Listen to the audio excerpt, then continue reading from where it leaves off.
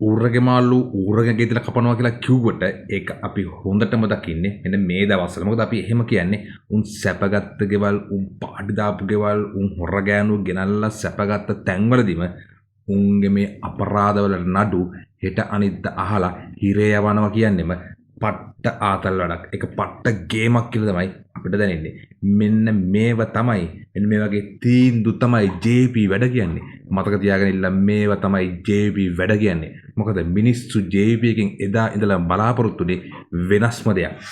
මට මතකයි එදා මහින්දගේ ආණ්ඩු කාලේ වුණත් මිනිස්සු හිතුවේ හරි JP මේක ඇතුලේ ඉන්නවා. අන්න ඒ නිසා හොරුන්ට මේකේ හොරකම් කරන්න වෙන්නේ නැහැ. උන් මේක රකි අපිට විශ්වාසයක් තියෙනවා කියලා තමයි එදා මට මතකයි දවස්වල මිනිස්සු අතර කතාවක් තිබුණා. හරියට එදා JP මේක නියෝජනය කළේ නිල නොලත් පොලිස් කාර්යය වගේ. මේක නිකන් ආණ්ඩුවේ හොරකම් කිරීමට ඉන්න බාධකේ වගේ තමයි මිනිස්සු මේකේ JP එදා විශ්වාස කරේ. ඒක නිකන් දේශප්‍රේමී කියන කිරෙන් නහවපු පක්ෂයක්. ඉතින් මහින්දටත් වඩා එදා මිනිස්සු JP ස්ථාවර විශ්වාස කළා. අදටත් ඒක එහෙම්මයි. ඒක තමයි JPට මේවරත් 3/2 බලයක් දුන්නේ. ජාතික ජනබලවේග කියන බෝඩ් එක ගහන් හිටියට මිනිස්සු ඡන්දෙ දුන්නේ JPට. ඒකට හේතුව තමයි අර මං කලින් කියපු දේශප්‍රේමී කිරෙන් නහවල JP තමයි පොලිස් කාර්යය කියන ඒ ගම්ම ඒ ගැට් එක මේ JPට තිබුණ නිසා තමයි. මොකද උන් ඩිරෙක්ට් තීන්දුව ගත්තා. උන් පට්ට රැඩිකල් මොකාටවත් බය නැති ඕන මරාලයකට කරගහන මිනිස්සු කොට්ටාසයක් කියලා සමාජයේ යම් මතයක් හිතුණා. ඉතින් මම මේ හැමදේම කිව්වේ මේ ඉස්සරහට එන්න නියමිතලා තියෙනවා විපක්ෂයට එහෙම නැත්නම් විශේෂයෙන්ම මැදමුල ත්‍රාඩ රළට භයානක කාලයක්. කෙඳිරිගෑම්, මහමග වෙඩි දැබීම්, ජාතිවාදය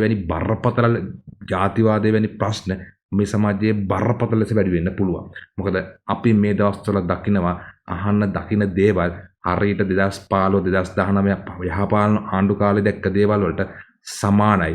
අතිශයින් සමාන සිදුවීම්. මොකද 2015 ආරම්භ වුණු වඳකොත්තුව 2019 මහා මිනිස් සංහාරයකින් ඉවර වුණේ.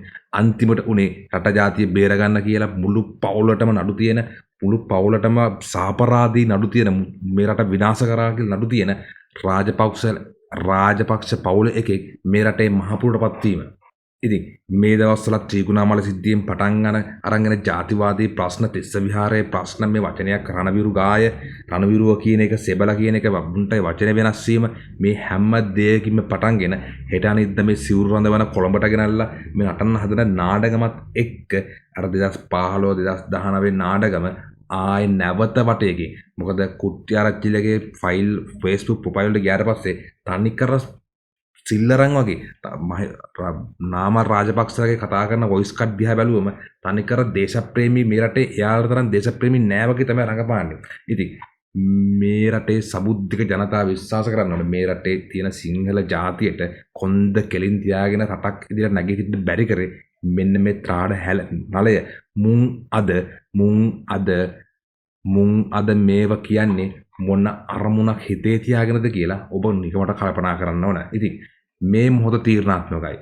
ඉතින් අපි මේ නිවුස් එකේ ගෙනාවේ අධිකරණ හා ජාතික ඒකබද්ධ අමාත්‍ය හර්ෂ නානායක්කාර මහතාගේ ඉල්ලීම් පරිදි පසුගිය රජයේ හිටපු ඇමතිවරුන් සහ ද්‍රවිඩ ජාතික සන්ධානයේ හිටපු නායක ආර් සම්බන්ධ ජන අය විසින් භාවිතා කරන ද රජයේ බංගලා 4ක් විශේෂ මහාධිකරණ කටයුතු පිළිවීම සඳහා රාජ්‍ය පරිපාලන අමාත්‍යාංශ කටයුතු කරමින් තිබෙනවා. ඉතින් දූෂණ විරෝධී ක්‍රියාකාරී සැලැස්මේ අධිකරණ හා ජාතික ඒකාබද්ධ අමාත්‍යාංශයට පැවරලා දෙන වක්කීම තමයි මේ නඩු කටයුතු ඉක්මනින් අවසන් කිරීම සඳහා මෙම විශේෂ මහාධිකරණ ස්ථාපිත කරන්න. ඉතින් ලැබෙලා තියෙන තොරතුරු වලට අනුව අල්ලස් කොමිසමේ විශේෂ නඩුව අහන්න මහාධිකරණයක් මේ සමුද විවෘත කරනවා. තව දෙයක් පසුගිය දවසක මුජිබර් ආණ්ඩුවෙන් ගේමිල්ලුවනේ මේ ආණ්ඩුව මේ අර පාස්කුපේ හර සැකකරුවන් නඩුව අහන්නේ මැති ඇමතිලගේ උසා බංගලාවල කාටවත් එන්න දෙන්නේ නැහැ. හොරාට මාධ්‍යට තහනම් කියලා හෙන හැල්ලක් ගැව්වනේ. ඇත්තටම ඒ නඩුව අහන්නේ මේ සනත් නිශාන්තට දීලා තිබුණු බෞද්ධාලෝක මාධ්‍ය දීලා තියෙන ගෙදර. ඒක මේ විශේෂ අධිකරණ වැඩ පටන් අරගෙන මාසයක් විතර වෙනවා. අන්න ඒ අධිකරණ තමයි මුජිබරයා කිව්වේ මේක ඇමති කෙනෙක්ගේ ගෙදරක අහනවා කියලා. ඉතින් ආණ්ඩුව මේ මුජිබරයා ගැනත් මම පහුගිය වීඩියෝෙන් කිව්වා විශේෂයෙන් සැලකිලිමත් වෙන්න ඕන. ඒ වගේම මැදමුලෙන් ක්‍රියාත්මක වෙන සාපරාධී ක්‍රියා කුමන්ත්‍රණ මේ සම්බන්ධවත් ආණ්ඩුව විශේෂයෙන් අවධානය යොමු කරන්න ඕන කියලා මගේ නම් මතය.